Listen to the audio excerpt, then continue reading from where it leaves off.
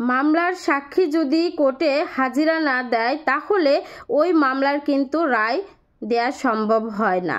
সুতরাং আপনাকে যখন কোনো মামলায় সাক্ষী হিসাবে সমন পাঠানো হবে আপনার বরাবর, তখন অবশ্যই আপনি চেষ্টা করবেন ওই সমন অনুসারে আপনি ওই নির্দিষ্ট দিনে কোর্টে যে হাজিরা দিতে এবং ওই সাক্ষী হিসাবে হাজিরা প্রদানের মাধ্যমে ওই মামলাটা সমাপ্ত হতে সাহায্য করা।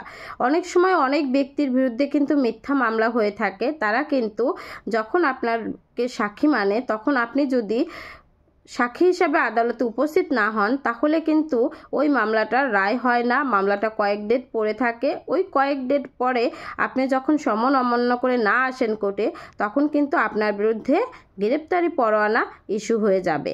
আর এই গ্রেপ্তারি পরোয়ানা ইস্যু হলে কিন্তু সরাসরি আপনার সংশ্লিষ্ট নিকটস্থ থানায় চলে যাবে গ্রেপ্তারি পরোয়ানাটা। তখন হচ্ছে থানা থেকে আপনাকে পুলিশ গ্রেপ্তার করে নিয়ে যাবে কোর্টে।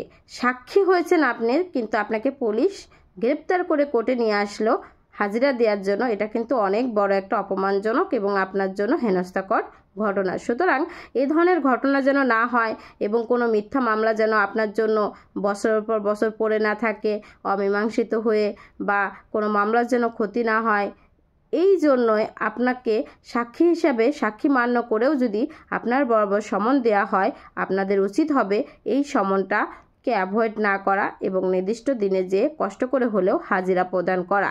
কারণ আপনি যদি মনে করেন আমি তো সাক্ষী, এ মামলায় তো আমি আসামি না, সুতরাং আমি সমন অমান্য করলে আমার কিছু হবে না, এটা ভুল ধারণা। আপনাকে কিন্তু সাক্ষী দিতে গ্রেপ্তারি পরোয়ানা পর্যন্ত ইস্যু করে আপনাকে থানায় আসতে বাধ্য করা হবে।